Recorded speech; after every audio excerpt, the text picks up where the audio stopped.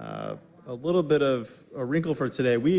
I don't believe we're going to have quorum, which doesn't prevent reports from being made to council for those of you who are here to give a quarterly report. We'll still do all that, but it just means for the legislative items that we would need to vote on, we'll move those to full council on Monday. We'll vote on them at the full body. So, because I think Councilmember Amos, Juan, and Lewis will not be here today, which prohibits us from having a full quorum.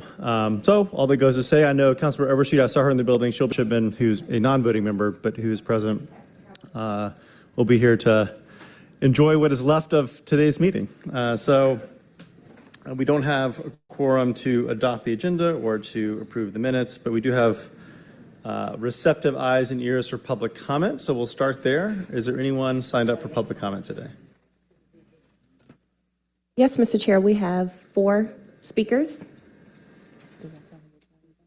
All right, our first speaker is Jay Miller. Minutes to share what's on your mind. Good morning, and thank you for entertaining comments. I'm here to speak about the Beltline, and specifically about what the prospects are there. An opportunity to walk the Beltline recently, and particularly say on a sunny day during the weekend. If you've had that opportunity or will, what you're going to see there is a rainbow of diversity. People of all different races, all different nationalities are not talking the talk of diversity, they're walking the walk of diversity. And it's beautiful.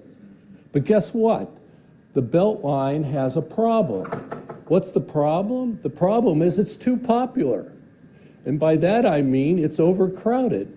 Again, if you're there, particularly on a weekend, you're going to find that walkers and sometimes bikers are facing harrowing experiences because of all the like that go whizzing in and out of people otherwise enjoying it. And so there is a problem. And what needs to happen is put down next to the existing path so walkers and the like in the other path. And that would expand upon the enjoyment and the benefit that people already have.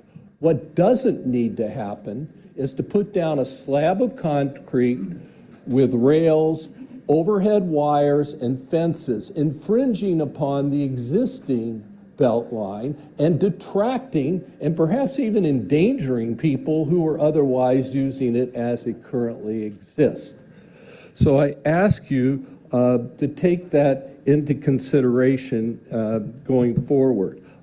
Yes, I will acknowledge that the original plan was to put down a streetcar, but let's don't put blinders on and say we can't change your mind, we can't take into account circumstances that have arisen in the intervening period.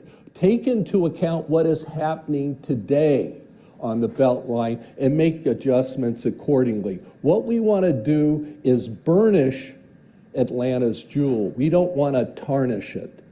Thank you. Thank you. Our next speaker has one name written down, Jonas.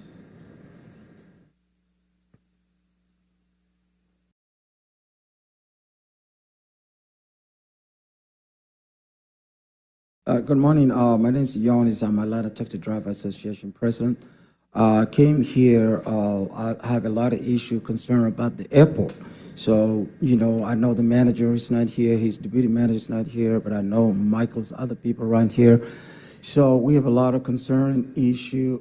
Definitely, last time we met the airport general manager was 1 year ago.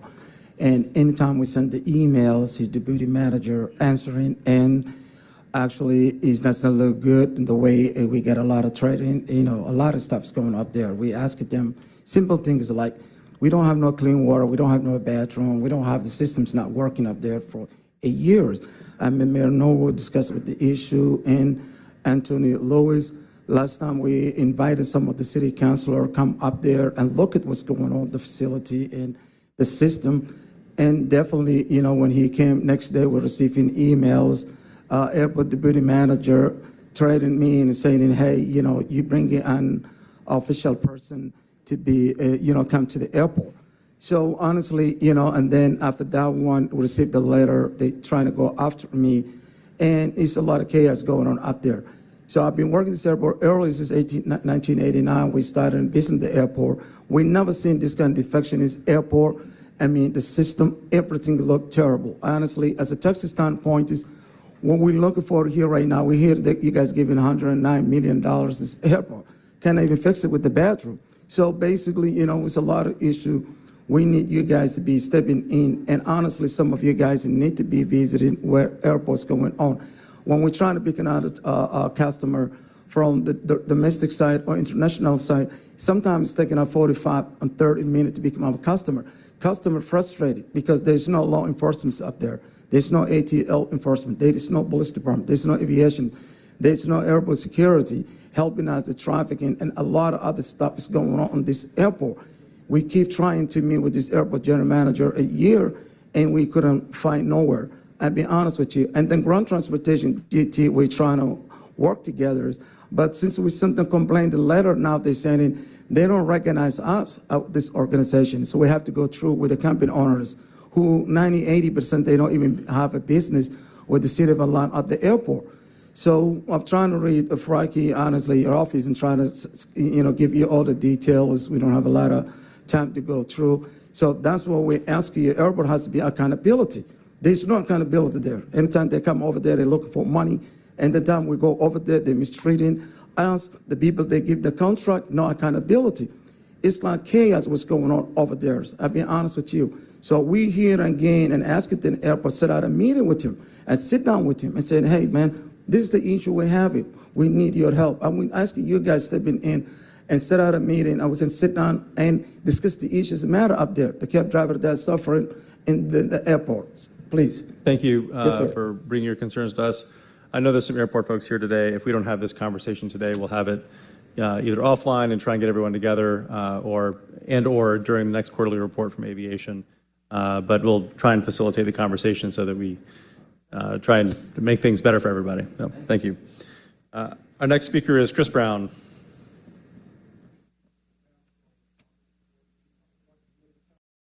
Okay, does he want to yield his time to you? Okay. Come on up, Dewan. Yeah. And then we'll have one more speaker after that I have. Yeah. Before I speak, how can I give you guys?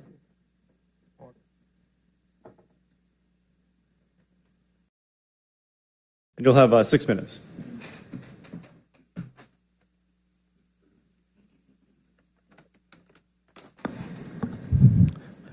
Thank you, Mr. Chairperson and the board. What you have there are the scented candles that our general manager and the AJC reported, which was a lie. Look at the bottom of the candles. You will see your deputy general manager, Josh Farrell's name is on the candles, which they requested those candles. 2 young ladies, black women, were fired and also had a demand letters on the candles, which the airport knew. Our general manager also have the candles. I have that for full counsel. His name is on the bottom of those candles. AJC have reported one side of the claim, Ms. Kelly, who's here right now, and I just feel that we are protecting the airports. Some of the members want to be friends with the airport, scared to go after them. You have the proof right there. The proof is in the pudding. Since we reported this, Ms. Josh Farrell have not been here, the general manager have not been here, and Tracy have not been here. It's common sense they're dodging it, but you guys go after MARTA, you know what I'm saying, like it's no going left. You ask MARTA all type of questions. We audit MARTA, but we are holding the airport unaccountable. You guys have not asked them yet to show that they owe the city of Atlanta, Ms. Mary Norwood, $2 million in water bill. Have we requested that? Do you know what we can do with those $2 million that the airport owe? They get billions of dollars. They're doing it. Mr. B and John Farrell and his other companion flew to India. Ms. John Farrell flew first class. It's forbidden in the code that a deputy general manager can fly first class. When they reported to her, she took it off her Instagram, but we screenshotted it. And we have the airport thing. We have to ask these questions. Last time we were here, Mr. President, nobody asked them any questions about the allegation we're sending. Since the contract was given to them in 2018, our guy from procurement, Mano, was fired. No, I'm saying because they got the contract through Tracy, through MTI. You guys have not looked into that. You guys have not asked them that.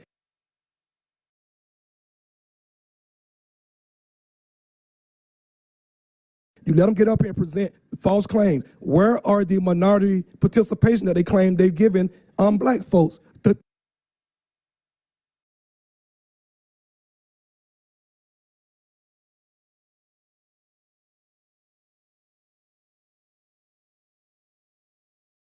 33%. No, they're not doing that. They giving contract to people who are finding 8% for minority participation. They still out there paying people $750 to clean up. Come on, man. We can't let them get away with this, get up and give these false reports. You guys don't ask them nothing. We got certain members want to be friends with them. We cannot allow that. Nobody's above reproach in this city. It's no coincidence that every general manager we had have been let go and fired from overspending in frivolous activities at the airport. Mr. B is no different. He is probably the worst. And like I told you, wasn't here last time, Mr. Faroki. He has brought back Ben Acosta, the former general manager, as a consultant. Now, you fire someone for corruption, and we're going to let him bring him back to consult? What sense does that make? How is he allowed to do that without you guys asking any question? Why would a competent general manager bring back a former GM who was fired for corruption? Now AJC, that's reported. The guy here, Mr. George, the deputy, they're reporting with AJC that Mr. Ben has been offered a new job, but he haven't decided to take it yet. $500,000 above his $300,000 salary at the airport. We know he's gonna take it because he wanna run away from these would-be federal charges that's gonna come down on him. That's what they're running from. Why is he not here? He has not been here to the last 3 meetings. Jaffarel hasn't been here since this investigation started, almost 2 months. She's the deputy GM who they trying to pump up. That's who is running the airport.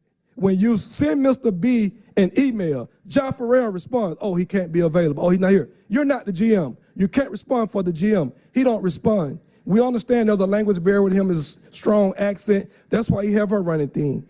Her fund is nothing but a slush fund. Everything is paid out of this girl marketing fund. Everything. Why are you giving the 5K mayor race $30,000? Why is the Jazz Festival getting $25,000 from the airport? It's not promoting the airport. Why are we doing that? Why is she in all the magazines, 40 under 40? They're paying for it. The hair and makeup, everything, they're paying for it. Those candles, they paid for it. But when the questions came about, as you see in the thing, the repass wasn't an issue because it was her family member. But they wanted to fire them 2 black girls because of the candles, which they asked for. As you see, her name is engraved on the bottom of the candle, so as the GM have their own special scent. Unfortunately, the lady who made the candles can't fly from Los Angeles. But as you see, they got those candles and they lied. It's on there. Everybody in the airport got those candles. But the 2 black girls that wouldn't sign off on the invoice was fired for it, and it's not right. Kelly and Dale Russell ran a story which was not right. And recently, Dale Russell retired, so we couldn't get to him. This out of blue retired. And we need to ask these folks, why are you railroading these 2 black girls that wouldn't go along and sign off on it? And the general manager got up here and called them bad apples and got on news and slandered their names. And he has to retract that. And we have to ask them these questions. Why was these ladies fired? And everybody else got a promotion right after the story ran. Mr. Andrew, he got a promotion. Check it out. Everybody who's sitting there with them got a promotion after they fired those black girls. So if you're gonna come hard on MARTA, you're way bigger, and they doing way more scandalous and corrupted things at the airport. Our next and final speaker is Sally Riker.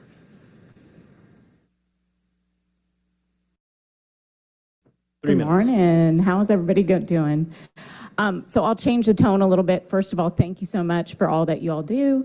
Northside Citizens Association this morning out of the northwest corner of Atlanta and District this morning just with changing the tone to infrastructure this morning in the conversation of, where our T-SPOS dollars are going. And Mount Perrin is falling apart, as you all know. Like many streets in Atlanta, infrastructure is something that, needs a greater emphasis. And there's been many, many repairs. I'm constantly on the phone with 311, calling in a lot of potholes and repairs. And because I represent the neighborhood citizens and my phone blows up. I know it's on the T-SPOS list, and that is amazing. And I know that it's somewhere in the batch list, but what I'm requesting is if we could have more transparency as to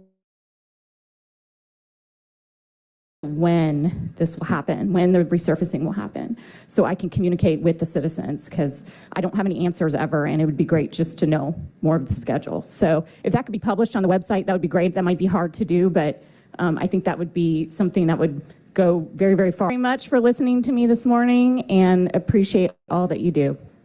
Ms. Norwood. Yes, the department is here. If anybody has a even tentative ETA estimated time of. Mr. Knowing that you're on camera and having lived through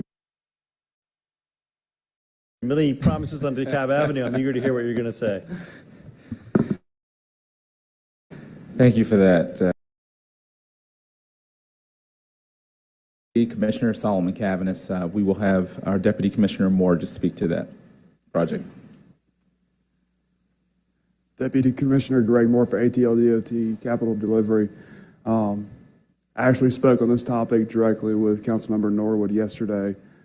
The bids for this project are part of the unpaved roads for Mount Perrin, and we actually just confirmed with her yesterday to be able to finish the paperwork to award this contract to the apparent responsive bidder.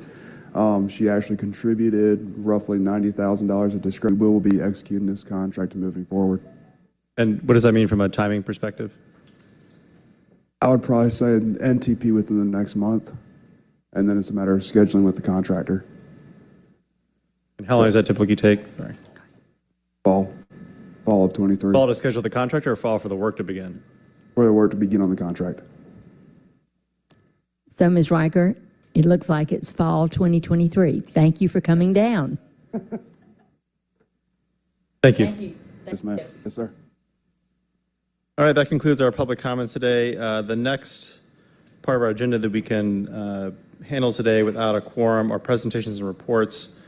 On the agenda, it's listed 1, 2, MARTA, and then ARC, but I'm going to just flip it and quickly acknowledge the ARC report that's been provided to council by our colleague, Councilmember Matt. Our body it notes adoption of a regional strategy designed to provide safe, accessible, convenient travel for drivers, pedestrians, and cyclists. It notes in April 2023 and Culture and Community Design Program has been launched with 27 civic leaders. ARC last month launched an online survey to gather input for a major update to the Metropolitan Transportation Plan. So you're welcome to go online and fill that out. That survey focuses on 4 areas: how the region should prioritize transportation investments, and how local governments can provide more affordable housing. At their May 10th meeting, the ARC board approved a major update to the region's transportation demand management plan aimed at reducing single occupancy driving by promoting alternative modes of transportation like transit, carpooling, telecommuting, walking, and cycling. At that same meeting, the ARC approved funding for the 2023 Little Upper West Side CID for the Huff Road multimodal study. And then finally, in late May, the ARC issued a cultural assessment of the Atlanta region report that provides an overview of the arts and culture sector's economic impact to Metro Atlanta and documents the steps local governments have made to support the arts. And the ARC link trip this year will be to Montreal, August 15th to 19th. This report is from MARTA. CEO Greenwood, welcome back. And I ask you, provide us a report. I assume you have some slides. If you can, keep it to 15 minutes and we'll dive into Q&A. Thanks, Chair Frohlke, and good morning to everyone, council members, members of the audience. My name is Colin Greenwood, General Manager and CEO of MARTA, and we're about to, once this slide, great. We're about to go into our Q2 update for the City of Atlanta. typically we give you project updates and whatever good news is available in the time frame. This time we're also going to kick it off with some more MARTA Atlanta programmatic sequencing and budget information. So the first part of this presentation will, of course, be the More MARTA Atlanta program and FY24 budget. And first off, we want to recall that we promised at the last briefing that we would engage the community and provide a lot of public engagement on the resequence plan. So this slide confirms that we've done that. In April, in collaboration with ATL DOT, we held public meetings on the proposed resequencing. These meetings garnered 316 attendees and 67 questions and comments. Primary focuses are listed up there under themes. The conversation was really about the streetcar and the extension, most prominently impacts of streetcar east extension on neighborhoods and businesses. You'll also recall at the last briefing that there was a lot of conversation about questions and comments about the enhanced bus service. So we've heard those concerns expressed by the administration, adjustments moving forward. So as you can see from the actual spend chart here, the amount of service and spend has decreased significantly between the previous administration's direction and the time between that and the essential service and gradual restoration of resulting service from the pandemic. So if you can make out the spending there, and I'll have another chart more graphically on the next slide, but you can see over the fiscal years, the amount of spending has actually decreased significantly. And a reminder about the graphic on the right with the maps. The legend is up there, but basically the deep green are the areas where bus routes were added. The light green are the areas where bus routes were enhanced with level of service, that is more frequency and longer hours. And then the rest of them are unaffected routes or routes that are outside of City of Atlanta. Over on the next slide is a more graphic representation. Basically, the message here is that the blue bar is the amount of service that was on those routes before More MARTA. You can see in December 2018, when the initial rush was put on, there was a whole lot of actual service added to the routes that we've been talking about inside the City of Atlanta. And then you can see the drop in April of 20, and then the precipitous drop in August 21, and most recently April 23. So those orange pieces are the actual amount of spending on enhanced bus for More MARTA City of Atlanta. Point being that it's trending towards where the conversation has led all this time. This next slide is the FY24 budget overview, and so just very quickly showing you that on our $1.6 billion annual budget, this is where we stand in terms of fiscal year 2024. You'll see the total revenues coming in at $632 million on the operating side, and total expenses coming in at $631 million. So that makes for a balanced budget. And over on the capital side, you'll see again that the total sources are well above the expenses. And so again, leaving us with, this is the 12th consecutive year that MARTA has balanced the budget and not needed to impose a fare increase on our riders. Specific to the More MARTA City of Atlanta budget, let's walk through each of these tables. So you'll see on the top, you can see the projected sources, and the highlight here really is that the sales tax forecast is strong, and we begin to draw down and spend federal and state funding while spending $218 million. The rest goes to carryover, and I'll tell you that my eyes aren't what they used to be, but that total of 218 there, we will dissect that further on the next page. The middle tables show by percentage the breakdown of a projected $97.3 million in sales tax. We've moved $12.2 million from enhanced bus to an enhanced bus contingency. So that's going to be based on the Title VI equity analysis. I don't know if we've spoken at length about this, but we've heard the call to reduce the level of service on the more MARTA City of Atlanta routes. We have said that we have an obligation to make sure that Title VI, which is to make sure that there's no unfair impact to communities of color. We're going through that analysis, and we believe that the moves that we're making will be consistent with Title VI, in which case we'll be able to move that $12.2 million over into the capital expansion program. If there are some adjustments required by Title VI to bring some of that service back, that will be taken out of that. As far as sustaining capital goes, we're working to true up those numbers to make sure that the actual spend is reflected and that the commensurate capital spending is apportioned back into the more MARTA capital program.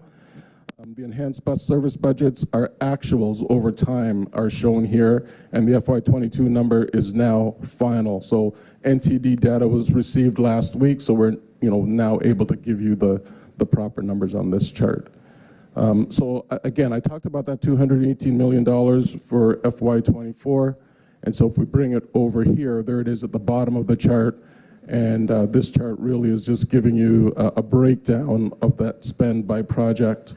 So you'll see that, the 10 projects identified here account for nearly 98% of the budget. So just taking a quick look at those, you'll see 5 points up at the top with $62 million in the FY24 budget, and then the rest corresponding down as the numbers decrease. And of course, this is just for this year, so it's about timing. When you see Clifton Corridor there with $45 million, it's about what's planned to occur in this year. A lot of that is also property acquisition.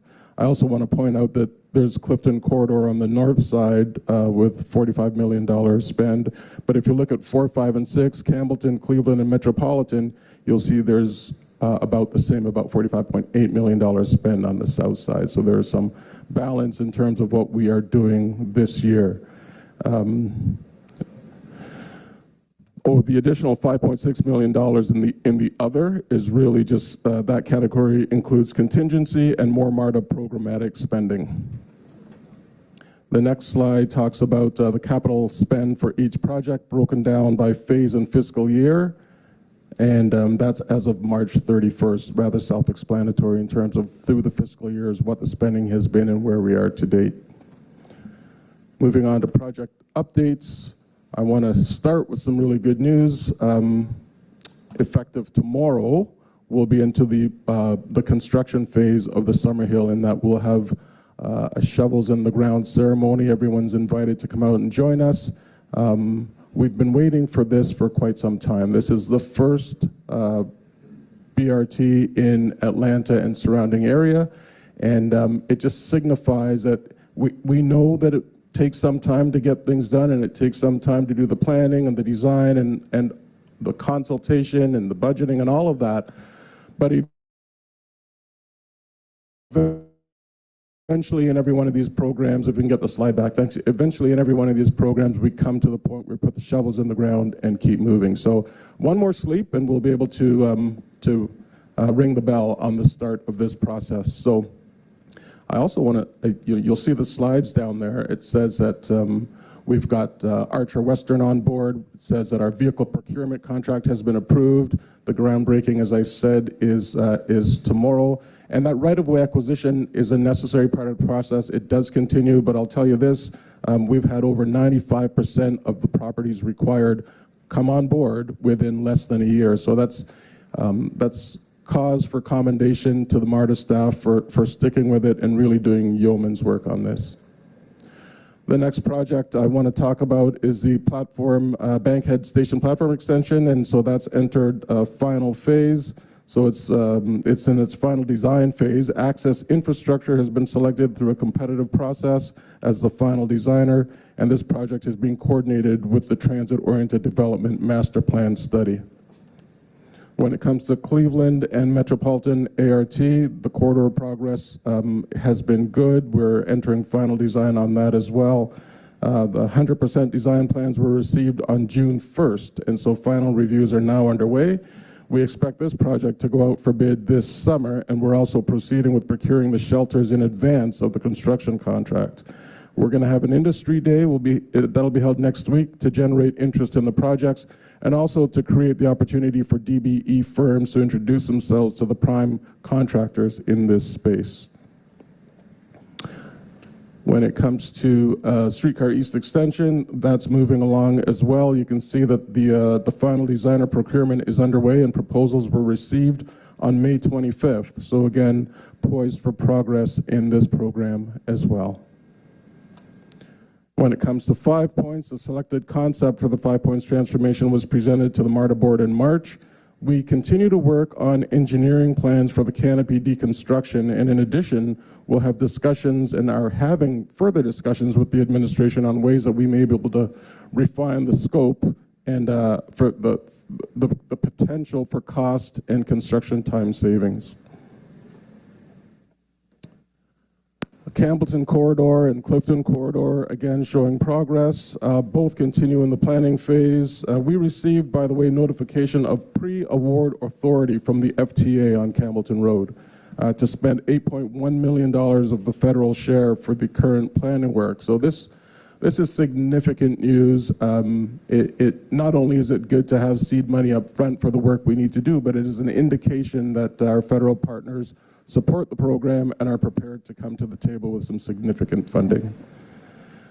We know that some of you requested ridership projections for these projects, and we haven't been able to provide that yet.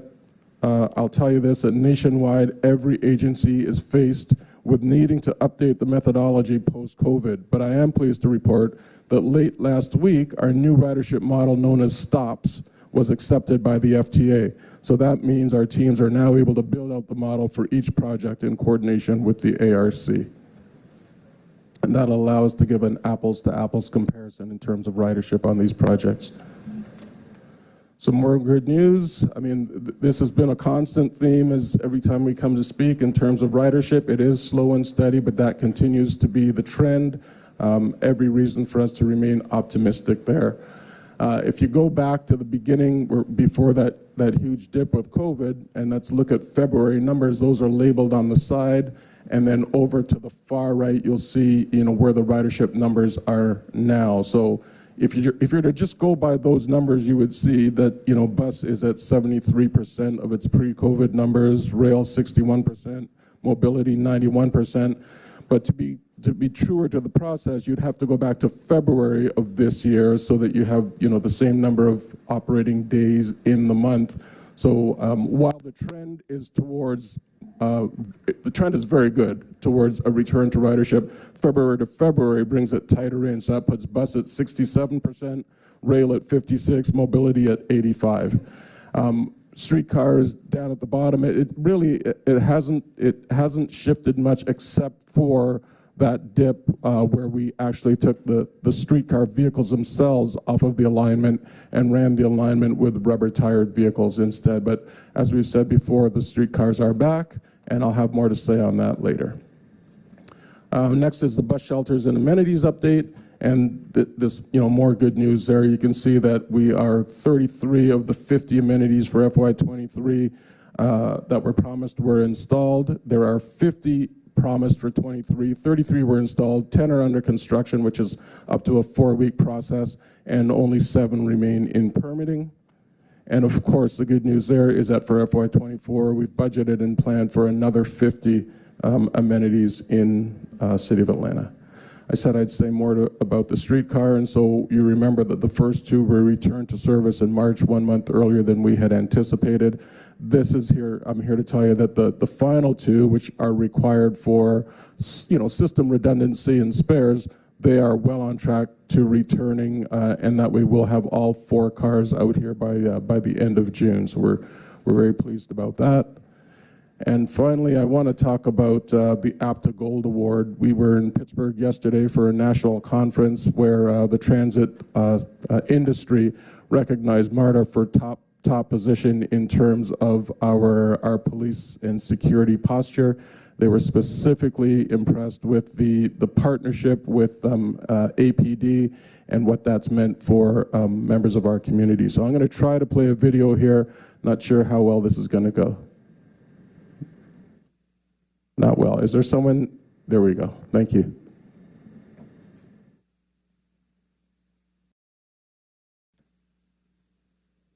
Might need volume.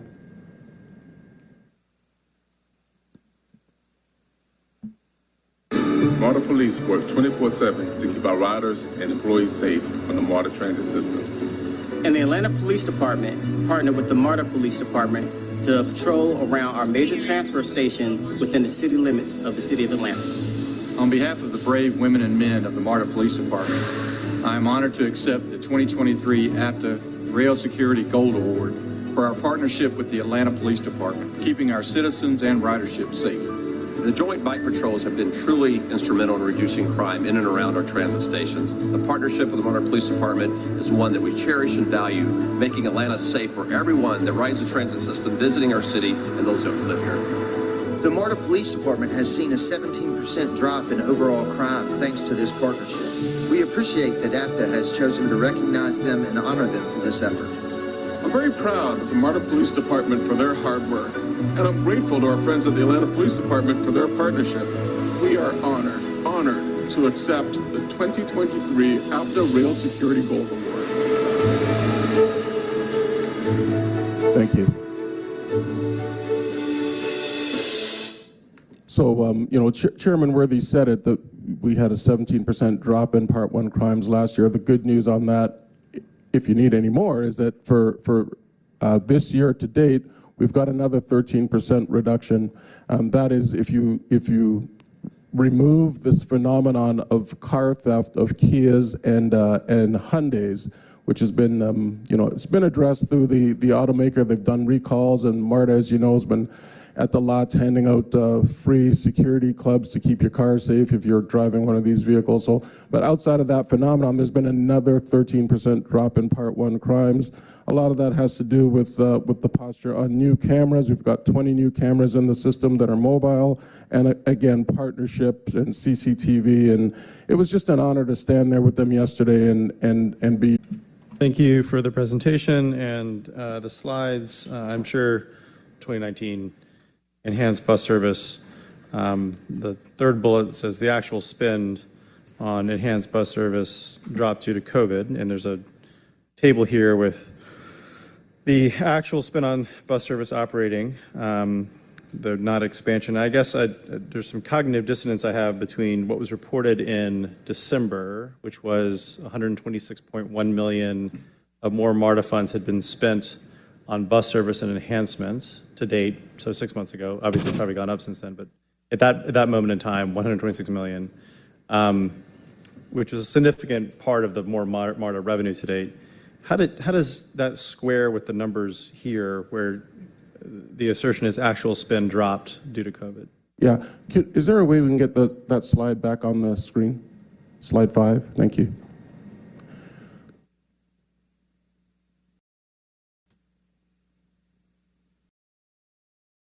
So what I will say, it sounds, to speak to your question, when in doing the analysis, thank you very much. It's unfortunately, the chart is not large enough for everyone in the room to see it, but there it is. This, the chart that we're talking about now is actually the actual spend in the years. And so the number that you were citing earlier from January, I'm not sure if our finance team is familiar with that number and how they reconcile, but if you are, Raj, feel free to come on up and make comment. But this is, in going through the actual spend as opposed to the budgeted spend, this is what we've actually done. I'm sorry, Mr. Greenwood, could you repeat the last bit? I apologize. Yeah.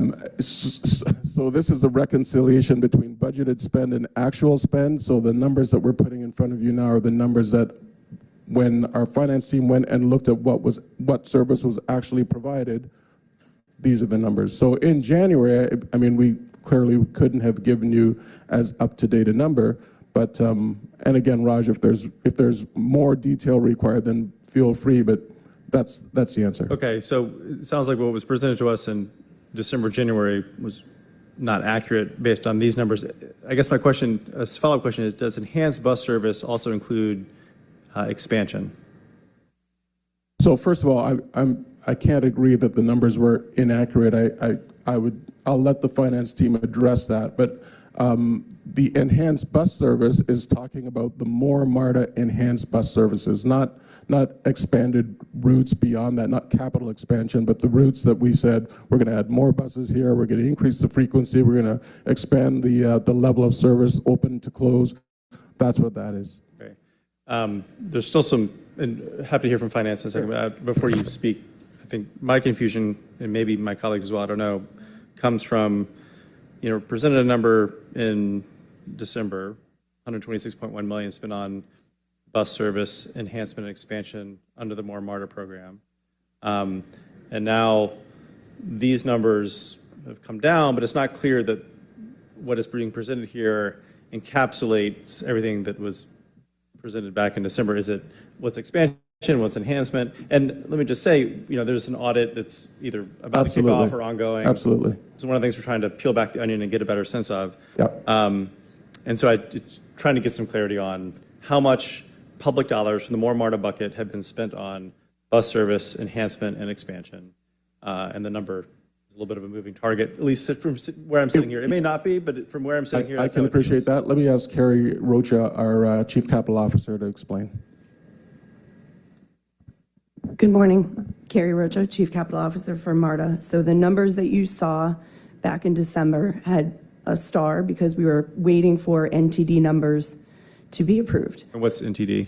The National Transit Database, where we submit those numbers to FTA. There's a lot of back and forth that go because those numbers are based on actual hours of revenue, the costs, revenue, hours of operating and miles of operating, and then the administrative costs that go with those. And that's baseline across the country, how everybody reports transit service. And so with that service, I think there's a reduction basically from what we had in December to now of relatively $4 million. So Okay. the number that we had, sorry, I'm trying to pull it up on my phone. The number that you have was 122 or so?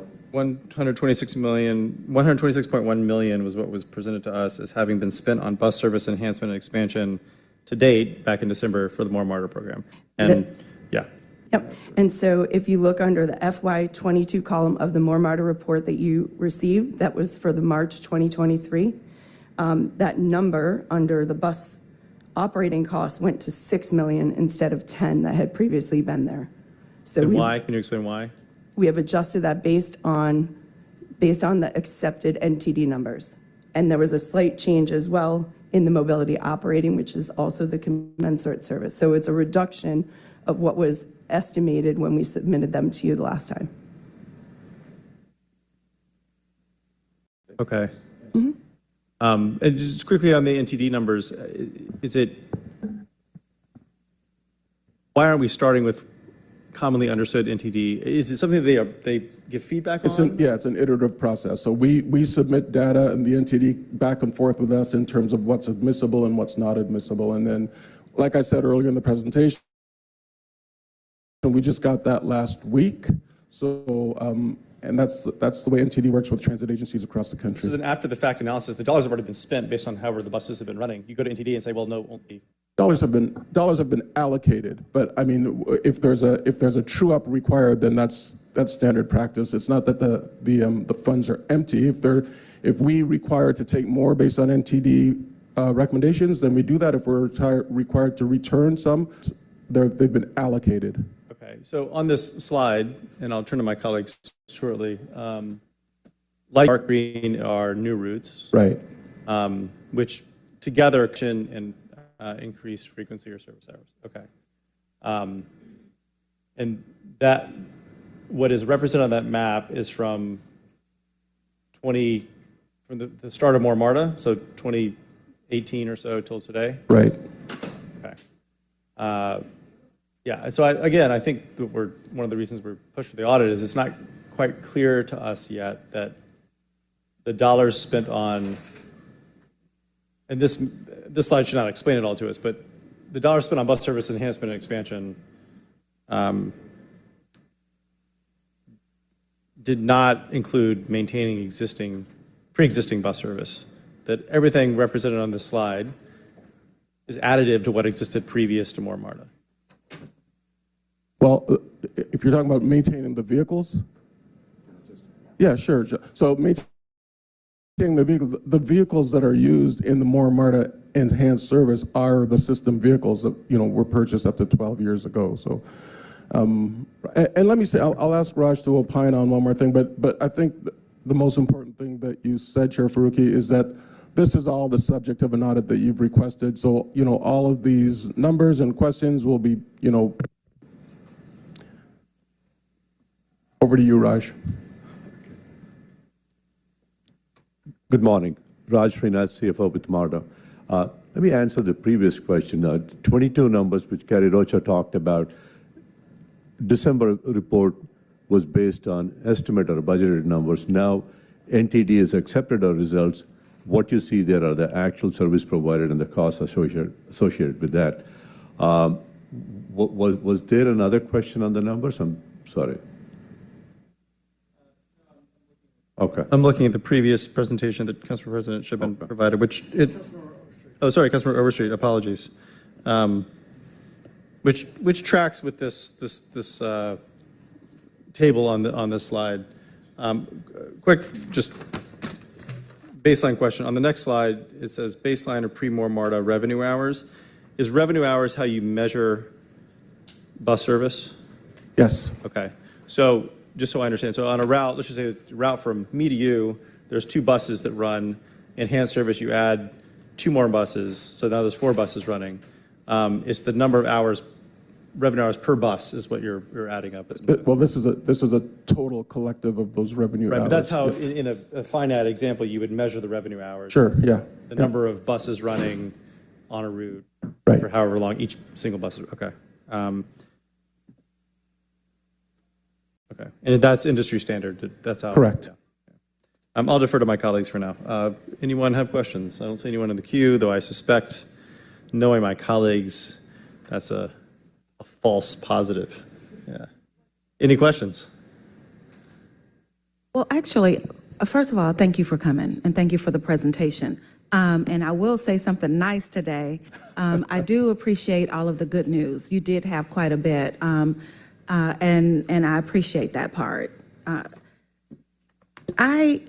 I think here, when we're on this slide 5, the main issue is. This is slide you're referring to, 5? Yeah. Okay. And so on the other slide, from the last presentation. Oh, okay. You didn't provide in that upper box, the 11 new routes, 49 routes with increased frequency. You did a little something different there on your previous presentation. So those numbers actually changed also. The enhanced bus spend changed, and that in turn changes all of it. Going forward, if we could use the same types of comparisons, because everything else about this slide is pretty much the same except for the capitulation at that top part. And that is important because it's showing, it automatically brings up those questions that Councilmember Faruqi has brought before us. And you know, I hear your explanation and I'm just gonna be fine with that for now and listening to it, you know, look into it a little more. But at the end of the day, I do appreciate your presentation today. And I do have a couple other questions. When we were going over what we'd like to see at 5 points, are we still at the same amount? Because at the, I think it was what, 256 million being spent on 5 points extension? Because news reporting actually mentioned 156 million. So we are continuing conversations with the mayor's office in terms of what scope, you know, we did provide option 9A or something like that in terms of what we thought would be a good plan for 5 points, and that was based on the input from the world-class designers. the mayor's office has asked us to continue discussing with them the concept of reducing the scope in a manner that can, make it more affordable and bring it in even sooner. So those conversations have not concluded. And so I'm, really, I can't offer a number. If anyone is suggesting that there's a new cost that's been accepted, that's not the case. It's not. Okay. Did you have another question on that? I just want to know if it's something that we need to know, because I know that we were definitely speaking about the 256 million, and the report definitely said 156 million for the expansion. So I think you're referring to the City of Atlanta portion of the cost, not the total cost. Is that correct? what they were speaking of? Yeah, you want to speak to that? Okay. Yes, so I believe the total project cost right now that we're carrying is 260 million. Of that, it was actually 165 that we're looking at out of the more MARTA bucket. There's a $25 million raise grant. There's an additional 13 million from the state, a 13.8, and then there's the balance is made up of the local fund contribution from MARTA. Yeah, and I do understand that because of those different funds coming from different areas, especially the federal funding, that it's hard to change the actual scope of it. But when I heard that news report, I just wanted to make sure that I didn't miss anything. So that was the main thing. I'm going to yield, because I'm still literally going over some of these numbers. But thank you very much for the presentation. Very welcome. I know Council President Shipman has a few questions. I have one, just so, and I may come across as being a little bit dense right here, but the second and third bullets, the check marks, 49 routes with increased frequency or service hours. Well, let's take the top two. 11 new routes, 49 routes with increased frequency or service hours. The actual spin dropped. I feel like I'm looking at that MC Escher painting of the stairs that are going up or down. You're not quite sure if you're going up or down. Can you explain how that works by adding new routes, new frequency, additional service, but the spending is going down, how that has played out over the last few years? Sure. So adding 11 new routes is a finite act, right? So collectively, City and MARTA said we're going to add these 11 routes, part of the more MARTA's enhanced bus service. And then we said, well, and then there are 49 routes that we need to make more frequent. So again, this is a scheduling exercise. It's a decision that's been made. This is what we're trying to do.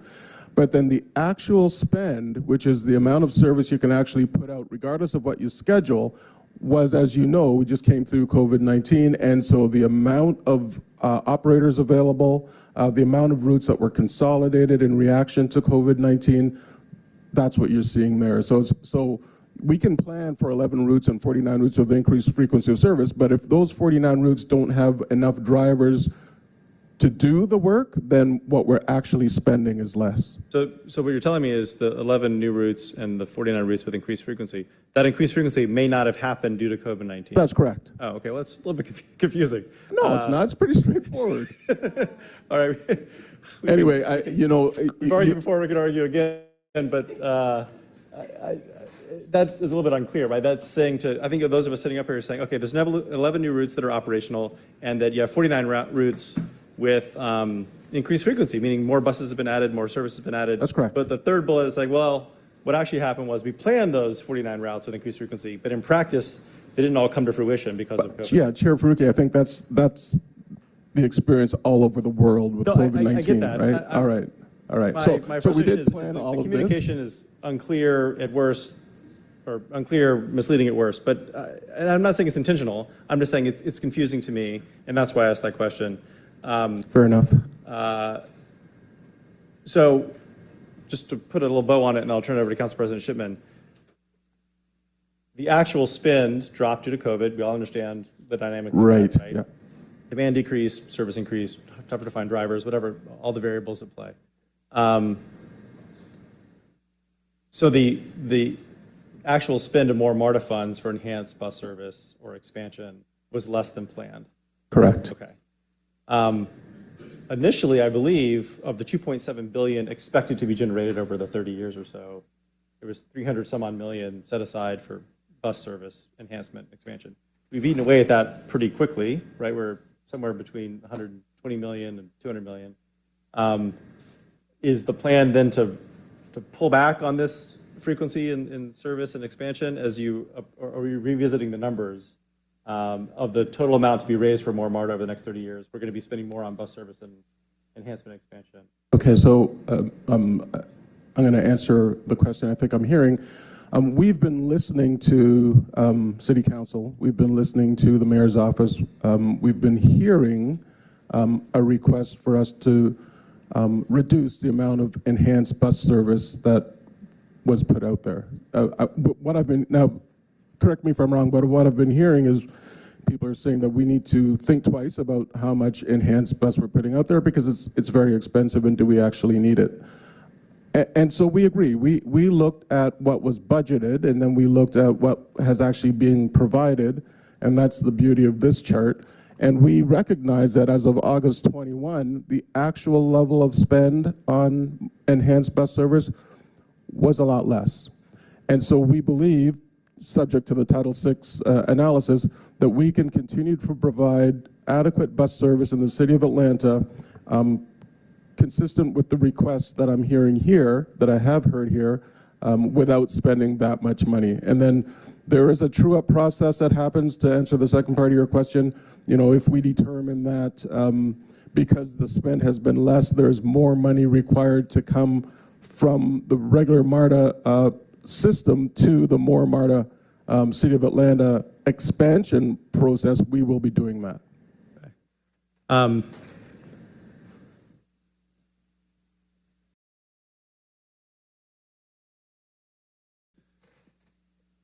So I see my colleague, Councilor Overstreet, has a question, then we'll turn to Council President Shipman. I will say I appreciate learning today that our concerns may influence decisions, because sometimes we're told that it's just the executive branch that you listen to. So I say there's existing confusion out there as to what is shaping the decisions on MARTA service. Because look, all of us are temporary, you're temporary, we're going to cycle through these positions. 10 years from now, we may not all be sitting here. 4 years from now, we may not be sitting here. So I think some clarity on direction and is what we're seeking, as well as clarity on how funds have been spent. And I suspect this has raised questions on, you've given an explanation today on decreasing enhanced bus service, but I suspect that's more of a reaction to the fact that we spent a lot of dollars already on this, and there's a lot of pressure to put hard capital projects in play, whether it's BRT or... Well, yeah, I mean, let me start by saying, I think we can all agree that bus service is a good thing. We're not talking about, something that was nefarious out there that we've had to pull back. More bus service for the people of Atlanta is an important thing. And when we started, this was a collective effort to put more bus service out there. Over time, cooler heads prevailed, collaborative conversation.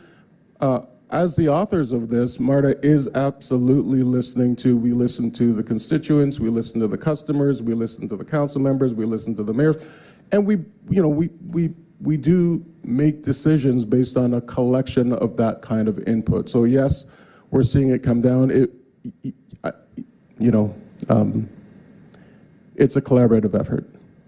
And my line of questioning is not meant to suggest that bus service enhancement or expansion is a bad thing. It's the cheapest, most efficient way for us to expand transit in our city, and I think we rightfully should be looking hard at how we utilize buses to expand transit opportunities. Yeah. And so we agree on that. I think we're just trying to get some clarity on how it's played out the last few years and how the dollars are being spent. Councilor Overstreet, I'm going to step out for a quick second. When you finish your line of questioning, if I'm not back, Council President Shipman is next. Okay, I just thought we were going to finish with the numbers and then move on. But, piggybacking off of the bus line, I forgot to ask you about the route that was canceled, 83 in Southwest Atlanta. Yeah, the 183 in Niskey Lake. 183. Yeah. So where are we with that? And what all did you all do to go back and correct the situation? Did you speak with ATL, DOT to figure out, how we can get that service back up and going. Right. Thank you for the question. So a little bit of background on that. It was brought to our attention through a couple of complaints that the feeling is that the roadway is too narrow for a full bus to share with oncoming traffic. So naturally, we sent our safety and operational folks out there to confirm or deny that allegation, and they came back with yes, in fact, Collie, that roadway is too narrow. And my point was, I think that service has been in place since the 70s, so how is it that we're just finding this out now? It turns out that at some point in the relationship, a sidewalk was added, but that information wasn't confirmed with MARTA, and so our drivers were just out there doing the best they can to avoid collisions. We checked, and we had a couple of collisions, MARTA-involved collisions the year prior. And of course, that doesn't speak to the fact that there were a number of near misses, which are equally as unacceptable to us. So in the interest of safety, we did pull the buses off of that portion of the route. It's about a 2-mile loop on Niskey Lake. The rest of the route is still operating. It's just that detour, that portion that sends it up the lollipop, if you will, and puts it in direct conflict with oncoming traffic. So that was a matter of safety. It's, we don't have the luxury of being able to say, well, it's been there for a long time, let's just keep it going. It's been brought to our attention, so we took that measure. We have shared a number of possible fixes with ATL DOT, and they have received it and responded that they're looking at which of these things they can do in terms of,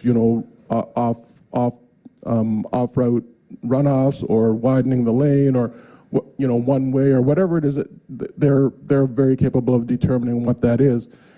And then MARTA also implemented our MARTA Connect service.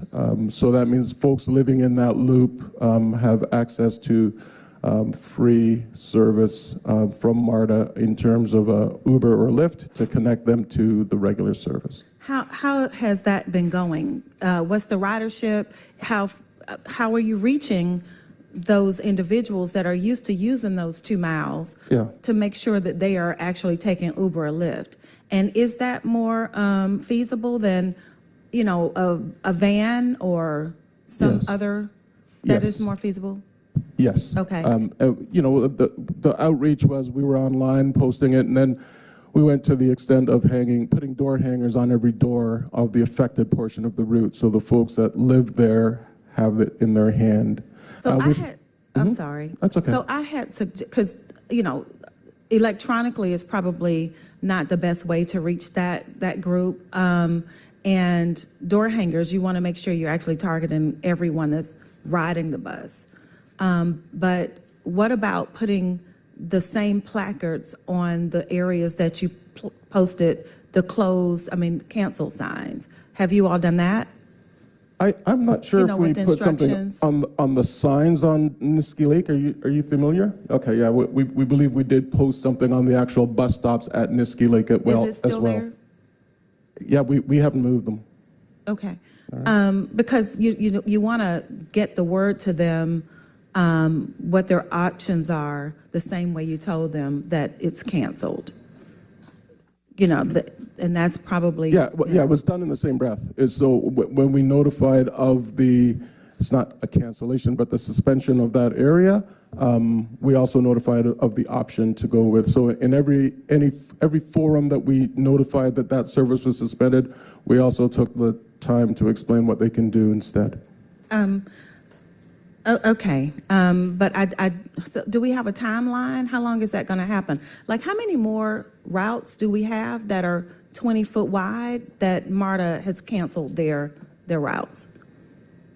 So we announce any route that has been affected in that way is announced. So this is the only one on the, I think this is the only one that's currently ongoing.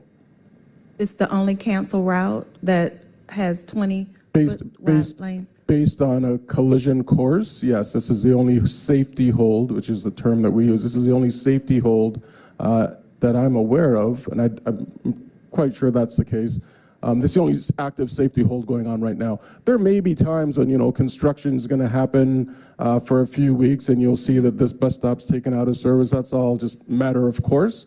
But this one is the ongoing predicament of the day. How long do you think it's going to be that way? Because I know that's a high ridership area.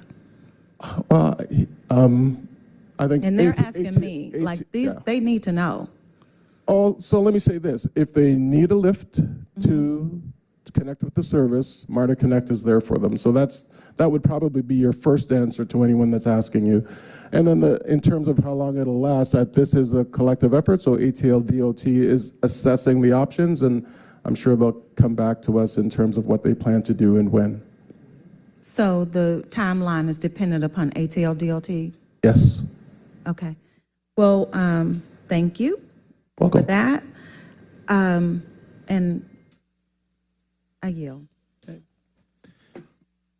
Thank you, Council President Shipman. Thank you. Thank you, Mr. Chair.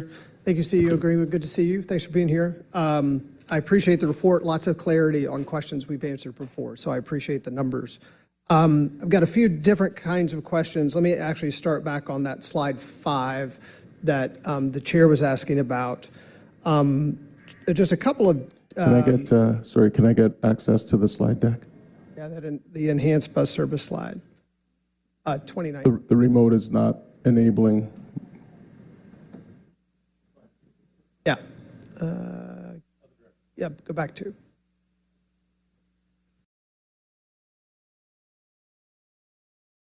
There we go. Thank you. Can you just remind us what sustaining capital includes? What is that line? Yeah, largely that's the maintenance and purchase of the vehicles required to provide the service. And that's included in both enhanced and existing? Correct. That's sort of all of it, right? That's Yeah. supporting more MARTA inside Atlanta. So it could be any of the more MARTA routes that are on the right could be sustaining capital. Well, yeah, sustaining capital is a system allocation for all of our vehicles and equipment required to provide the service. Yeah. And if there was a difference between your budget and your actual bus operations, that's what is basically falling to the line later on of carry forward balance, right? That's part of what's going into carry forward balance. It doesn't disappear, it just goes into carry forward balance.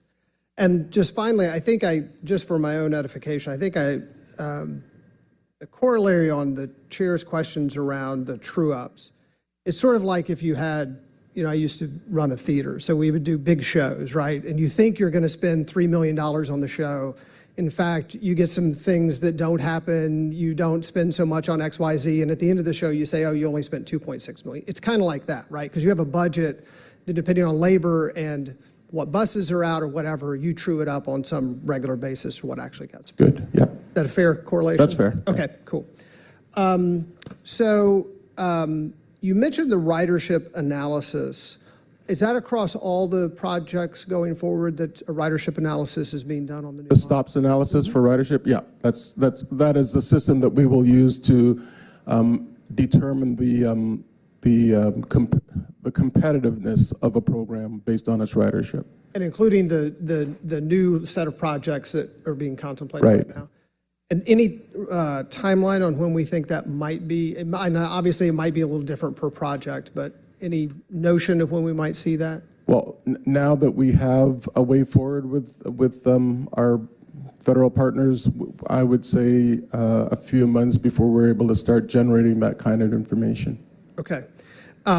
And a different timing question, bus redesign timing. I know bus redesign is in process. Just remind us on the timing of how that comes to fruition. So about a year from now is when we expect to have a redesigned system. So the budget you just adopted basically contemplates the system we have, and mostly the next budget that you pass will contemplate the redesign? So the bus network redesign is contemplating spending the same amount of money overall as a system on bus. It's just trying to make more efficient use of it. So it's not like it's a huge step change in the budget. One of the parameters is same budget. Yeah, effectiveness of service. Got it. One of the questions that I see Commissioner Cavanis here, he came for his budget meeting a few weeks ago. One of the questions I asked to put on his radar was improvements to existing streetcar service. specifically things like light coordination, if there are design elements, because one of the concerns that's been raised by, I think, everybody, including the engineers who have been working hard on it from MARTA, are that there are certain limitations of the existing streetcar service because of design elements that could impact streetcar expansion. If a streetcar gets stuck on Auburn Avenue, it's obviously not going to arrive on time on the Beltline.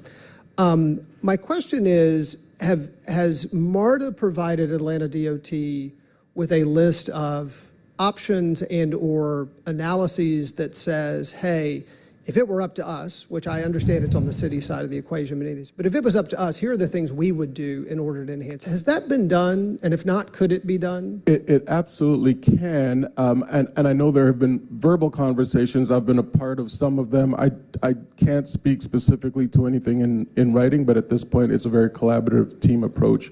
You will note that MARTA about 2 years ago made a request to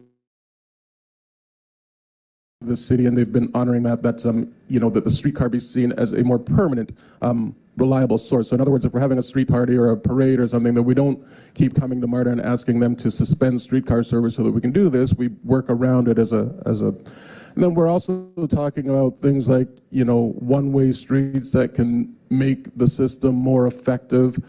So yeah, there are a number of measures that are in discussion, and if Carrie's here, perhaps there's even more detail than that. Yeah, so what General Manager Greenwood said is true. We have had those discussions, and some of them have been in writing. We've had our design consultant provide recommendations, and we work with the city at the table on Streetcar East project, and those have been kind of considered as part of the current streetcar project, which ones are in, which ones are out. So those are ongoing discussions. That's and great. We'll be handing certain things off to our final designer. That's great. I mean, I'm going to be beating the drum in the direction of Commissioner Cavanis to try to bring to council even hard things. I mean, one-way streets, I think, absolutely should be considered. Obviously, that brings a lot of comments from residents. I know Councilmember Farokhi and I have been in sessions recently, Councilmember Bakhtiari, some of that's in her district. But I think this is one that this is the time to get some of those things either corrected or right as we do design. So I want you at MARTA to know that certainly, if there are things that we should do or consider, even the hard ones, please bring them to us, because I don't want the existing challenges that, again, are not MARTA's issues, but maybe design elements or city elements to then impact the effectiveness of the expansion. Question on 5 points design, just on timing. Obviously, World Cup is coming. We're all want 5 points, whatever happens with 5 points, to be in great shape for the World Cup for all the folks who are here. Is there an important time in which the decision has to be made in order to enable you to execute whatever that is? Yes. Well, firstly, let me say subgrade refurbishment is already something that MARTA is working on. So we will have subgrade refurbishments well in hand before 2026. You're right, the design and execution on that design is constrained by time. The bottom line is we are building 5 points for decades to come. So it would be nice if it was completely ready for the World Cup, but it's not the primary principle involved here.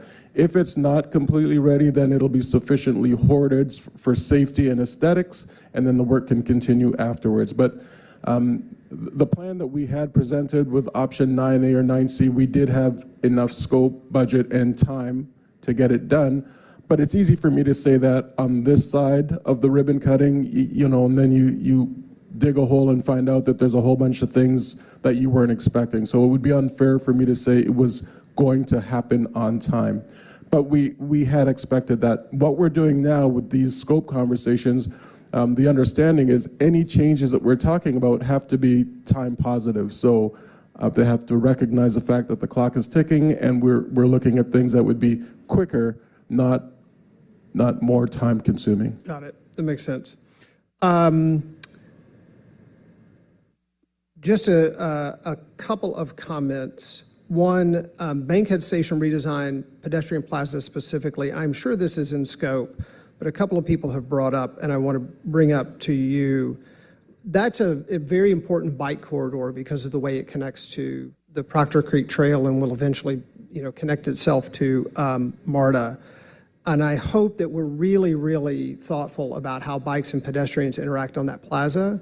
And not MARTA, but in other projects, we have seen bike racks forgotten or bike racks put all the way back where, people have to ride through things. So I would just sort of highlight that because I think there will be a lot of folks that use MARTA to go to Bankhead to then ride. Right, agreed.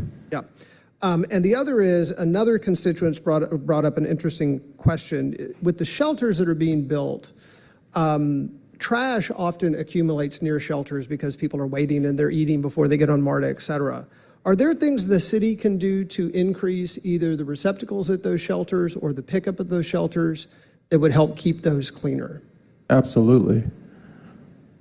Do you want to expand how we could do better? We will make a list and we will come back to you. I appreciate the offer because I think that's a really good in as much as we, our 1,000 amenities, all the amenities that we put in, we're putting trash receptacles, and it's one thing to have it there, but it's a dynamic situation, and you may empty it Monday morning, and by Monday afternoon, a few folks have filled it. So I think I just heard an offer from council to assist us with the frequencies of collection, and so we will think about those things that will make a tangible difference to the customer, and we'll come back to you with that. That makes sense, and I'll just put a pin on this one. When we redid, the colleagues will remember, we went through a huge process to redo the frontage fees.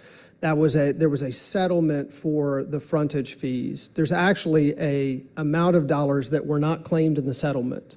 Few $100,000s that are sitting there. And a very thoughtful constituent basically has suggested that more receptacles or more service related to things related to frontage fees might be appropriate. This sort of fits in line very nicely. Sure, and this was one of the suggestions that was made, was perhaps on the shelters.